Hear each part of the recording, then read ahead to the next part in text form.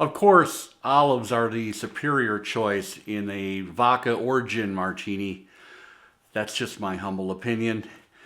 And when we talk about olives and audiophilia, I want to talk about the early 1970, 1971, that olive green label on Warner Brothers.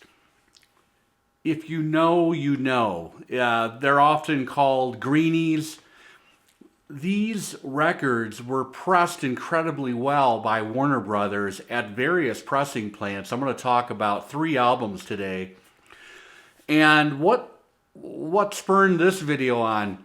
Last week, I pulled into one of my favorite shops and I found Sweet Baby James Taylor classic album, very common album, but difficult to find in VG Plus to near mint condition.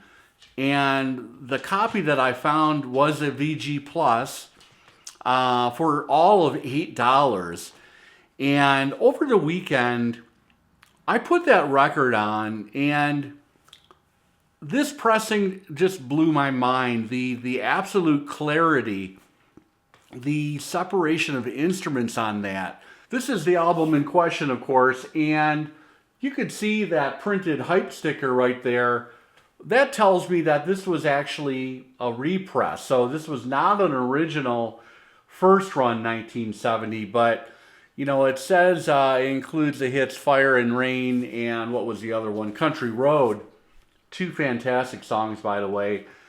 Most everybody should know this album. And you've got Brooding James on the back here. But the star of the show is that beautiful green Warner Brothers label.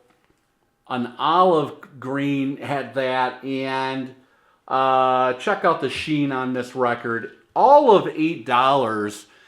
It gave me about 40 minutes of absolute listening pleasure the other night. And I don't know what it is about these early 1970s, late 60s Warner Brothers green labels.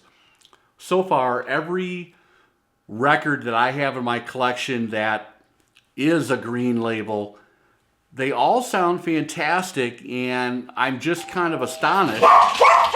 If you want a clear example of what I'm talking about as far as separation of instruments and incredible clarity, dynamic range, put on track 4, side 1, the great blues riff of Steamroller, one of the more underappreciated songs that James Taylor has ever put down on tape.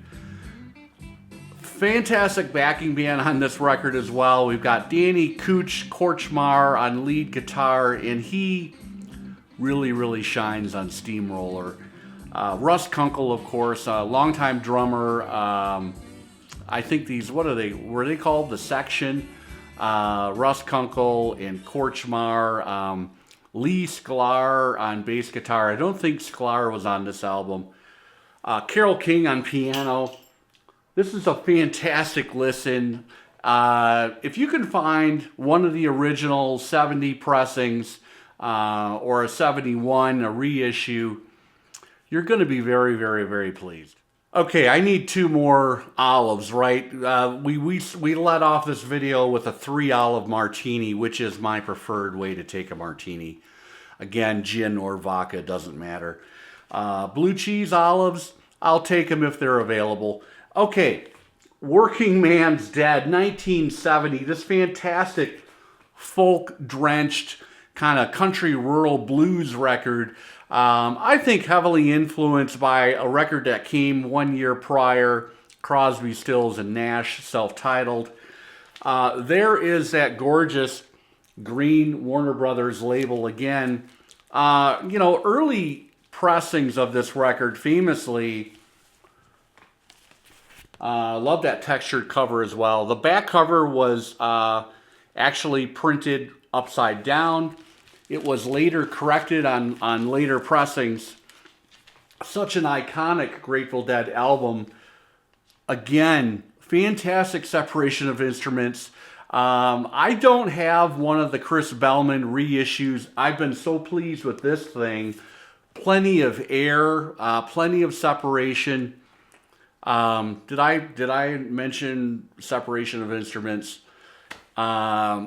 Really nice imaging depending on your setup. It sounds great on mine. So many great songs. Cumberland Blues, Black Peter. Jerry has never sounded better. Guitar or vocals. Of course, we've got Pigpen on here as well. A great sounding record, and recommend that you find a nice clean Greenie. Last but certainly not least, one of my favorite artists, and this was Alice Cooper in the full Alice Cooper band configuration. 1971's Killer. Make sure you get a copy that's got the 72 calendar still attached. I'm not going to show it. It's kind of a distressing image. But I will show you an absolutely beautiful near mint copy of this record on that iconic Warner Brothers green, olive green label. Now, I think everybody knows this record. This could be the best 1-2 punch on an album as far as a lead-off track is concerned.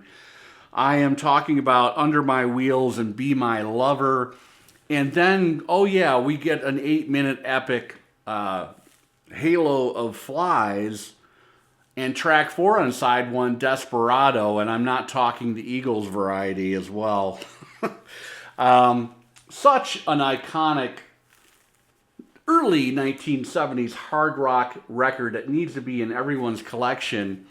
I am pontificating here today and recommending that you find an early Warner Brothers green, olive green label. You're going to be happy.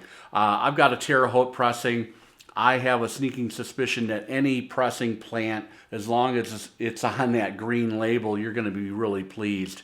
Of the 3 records I showed today, this one maybe sounded a little thin as far as punch was concerned, but as with most Alice Cooper albums, a little more volume can really help the situation, and it did in this case as well. That is Killer, 1971, Alice Cooper. That's it for today. Just a quick interlude with a fantastic custom blended martini for you. Extra dry, of course, just a whisper of vermouth. I'll actually go a little more vermouth if I'm having gin, but of course it's always olives for me. Hope you enjoyed it. We'll see you soon.